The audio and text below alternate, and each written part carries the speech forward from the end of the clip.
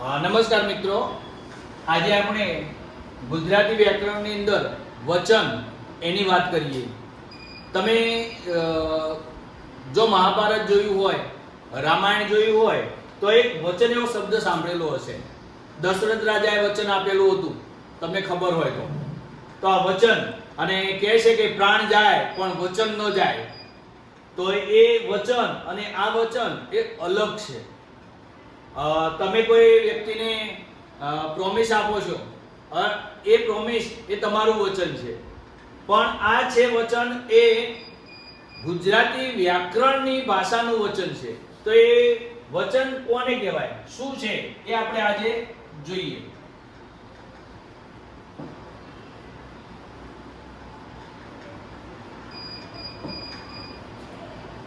વચન એટલે શું? તો આપણે વચનનો મીનિંગ સમજીએ પહેલા તો, અને પછી વચનમાં આપણે ડિટેલમાં સમજીશું.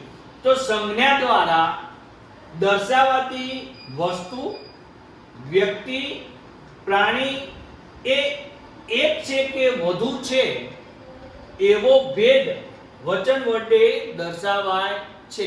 ફરીવાર કહું તો, એવી કોઈ સંજ્ઞા હોય, એ સંજ્ઞાથી તમને ખબર પડે કે તમે જે વ્યક્તિની વાત કરો છો, તમે જે વસ્તુની વાત કરો છો, કે તમે કોઈ પ્રાણીની વાત કરો છો, એ એક હશે કે એક કરતા વધુ હશે, એ જે ખબર પડે, એ જેના વડે આપણે દર્શાવીએ, એ જે તફાવતની આપણને સમજણ પડે છે એને વચન કહેવાય છે. આપણે બીજી રીતે જોઈએ તો વાક્ય વાંચતાની સાથે તમને ખબર પડે કે આ વાક્ય એક વ્યક્તિની વાત કરે છે. વાક્ય વાંચતાની સાથે જ તમને ખબર પડે કે આ એક પ્રાણીની વાત ચાલે છે. વાક્ય વાંચતાની સાથે જ તમને ખબર પડે કે આ કોઈ એક વસ્તુની વાત ચાલે છે. વાક્ય વાંચતાની સાથે જ તમને ખબર પડે કે આ એક નહીં પણ ઘણા બધા વ્યક્તિઓની વાત ચાલે છે. તો એ જ્યારે સમજણ પડી જાય, આવો તફાવતની તમને સમજ પડી જાય એટલે સમજવાનું કે વચન છે. અહીં આપણે જોઈએ તો ગુજરાતી વ્યાકરણમાં વચનના કેટલા પ્રકાર છે એ સમજીએ. હવે તમે વચન વિશે સમજી ગયા. હવે વચન કેટલા પ્રકારના, તો એ સમજવા માટે આપણે આપણા અંદર જોઈએ તો જો વચન ના બે પ્રકાર છે. એક વચન અને બે બહુવચન. એટલે તમારે કોઈ મગજ દોડાવવાની જરૂર નથી, ફક્ત બે, કાં તો એક કરતા વધુ, બસ વાત પૂરી થઈ ગઈ, વચન પૂરું થઈ જાય છે.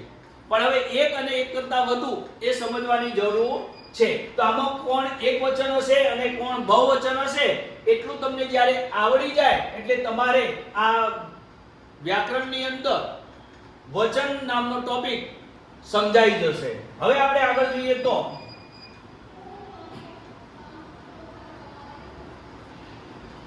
એક વચન વિશે આપણે હવે વાત કરીએ. વચનના બે પ્રકાર, એમાંનું પહેલું વચન એટલે એક વચન, અને એક વચનની આપણે જ્યારે વાત કરીએ છીએ ત્યારે આ તમને કંઈક ચિત્ર દેખાય છે સરસ મજાનું. તમે કહેશો આ શું છે, તો તમે કહેશો માળો છે. Okay, right. તમે કહેશો આ શું છે, તો તમે કહેશો પેન્સિલ છે. યુ આર રાઈટ, તમે સાચા જ છો. આ શું દેખાયું તમને? ચકલી. ઓકે, તો ચકલી સાચું જ છે. હવે જોઈએ બાળક. કઈ વાંધો નહીં, બાળક જ રાખીએ આપણે. આ પતંગ. ઓકે. ગાય. ઓકે. હવે તમે જુઓ કે કોઈ શબ્દ બોલવાથી તે વ્યક્તિ, વસ્તુ કે પ્રાણી એક છે એમ સમજાય ત્યારે તે શબ્દ એક વચન કહેવાય છે. જેમ કે માળો, તો એક જ માળાની વાત ચાલે છે. જેમ કે પેન્સિલ, તો એક જ પેન્સિલની વાત ચાલે છે. ચકલી, તો એક જ ચકલીની વાત.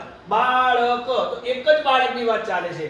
પતંગ, તો એક જ પતંગની. અને ગાય, તો એક જ ગાયની વાત ચાલે છે. આવું તમને સમજાય છે એનો મતલબ એ છે કે આ એક વચન છે. આવા બીજા ઉદાહરણો તમે તમારી જાતે કલ્પના કરી શકો. તમે જ્યાં બેઠા છો એની આજુબાજુ જુઓ, તમને કોઈ એક ઝાડ દેખાતું હશે તો એ ઝાડ પણ એક વચન છે.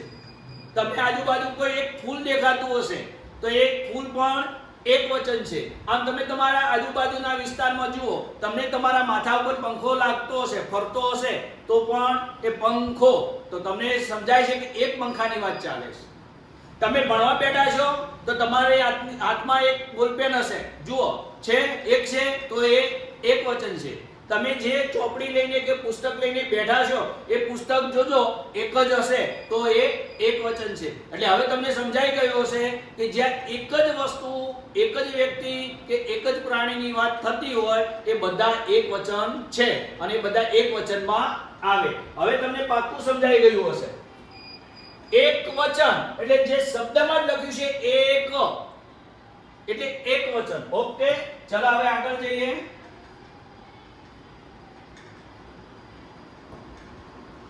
બહુવચન. બહુ એટલે વધારે. ધારો કે તમે બાહુબલી, તમે ઘણા દેવી દેવતાઓ જોયા છે જેને બહુ ઘણા બધા હાથ છે. ધારો કે કોઈ દેવીની કલ્પના કરો અથવા તો કોઈ દેવતાની કલ્પના કરો. તમે જો મહાભારત કે રામાયણ સિરિયલ જોઈ હોય તો એક હાથમાં એમનો ચક્ર હશે, તો એક હાથમાં કંઈક બીજું હશે, તો બીજા હાથમાં કંઈક બીજું પકડેલું હશે. તો આ બહુ, તો ઘણા બધા હાથ છે તો એ બહુ. અને બહુ એટલે વધારે, બહુ એટલે વધારે. હવે જેમાં વધારે શબ્દનો ઉલ્લેખ થતો હોય એ બહુવચન હોઈ શકે. હવે આપણે જોઈએ વ્યાખ્યાની દ્રષ્ટિએ તો જો તમે અહીંયા આ એક ઉદાહરણ સમજાવો તમને. તો અહીંયા પહેલામાં આપણે એક પેન્સિલ મૂકેલી હતી, અહીંયા જુઓ ઘણી બધી પેન્સિલો મૂકી છે એટલે એક કરતા વધારે પેન્સિલ છે. હવે આને પેન્સિલ ન કહેવાય પણ પેન્સિલો છે. શું છે? પહેલામાં એક પતંગ હતી, અહીંયા ઘણા બધા પતંગો છે. હવે જોતા જજો અને તમે જ જાતે બોલતા જજો એટલે તમને ખબર પડે અહીંયા શું છે, અહીંયા શું છે,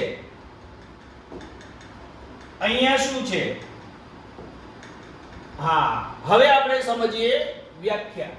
કોઈ શબ્દ બોલવાથી તે વ્યક્તિ, વસ્તુ કે પ્રાણી એક કરતા વધારે છે એમ સમજાય ત્યારે તે શબ્દ બહુવચન કહેવાય. એટલે કે તમે જ્યારે પણ બોલો અને એ વાક્યનામાંથી જ્યારે વાક્યનો અર્થ નીકળે અને તમને સમજાઈ જાય કે અહીંયા એક નહીં પણ ઘણા બધાની વાત ચાલી રહી છે તો સમજવાનું કે એ બહુવચન છે.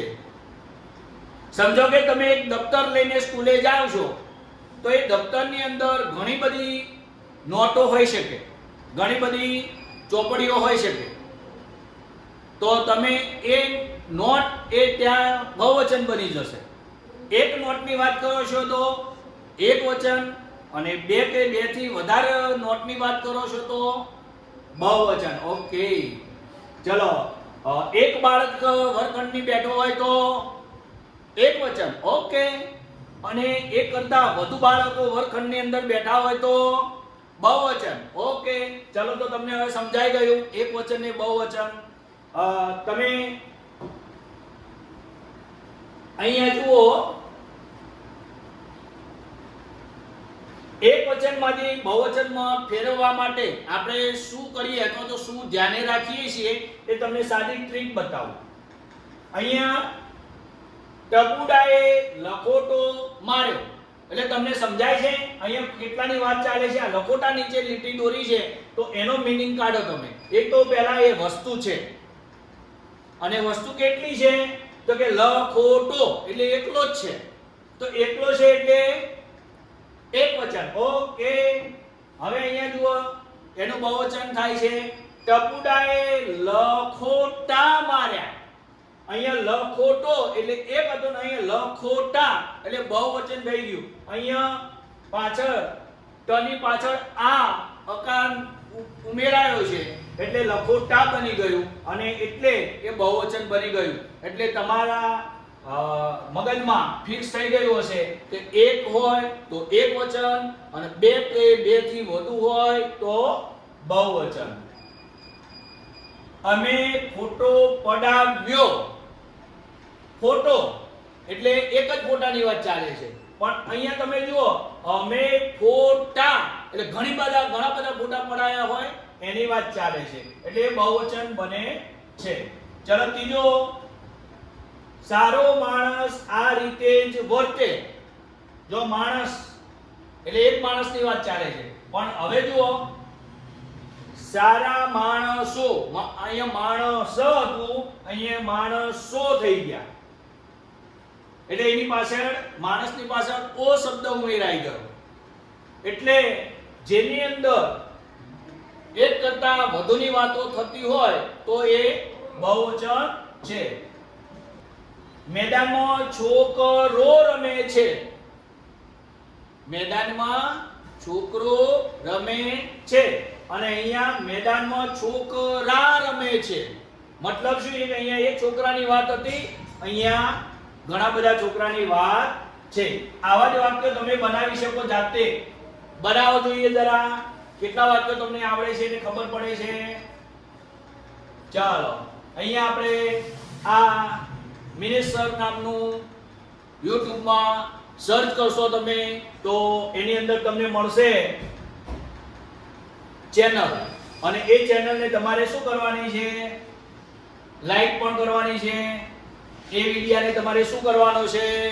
શેર કરવાનો છે અને એને તમારે શું કરવાની છે? સબસ્ક્રાઇબ કરવાની છે. કેમ કરવાની છે ખબર છે તમને? નથી ખબર? કઈ વાતો નહીં, હું તમને ખબર પાડી દઉં. જો તમે એને સબસ્ક્રાઇબ કરશો તો હવે પછીના જેટલા પણ વિડિયા હું અપલોડ કરીશ એ ડાયરેક્ટ તમારા નોટિફિકેશનમાં આવી જશે અને એ વિડિયાને તમે ડાયરેક્ટ પ્લે કરી અને જોઈ શકશો. તમે મારો વિડિયો જોયો એ બદલ તમારો ખૂબ ખૂબ આભાર. તમે આ વિડિયો તમારા બીજા મિત્રોને મોકલી આપો કે જેથી કરીને એમને પણ આ એક વચન અને બહુવચન વિશે ખબર પડે. અસ્તુ. જય હિન્દ.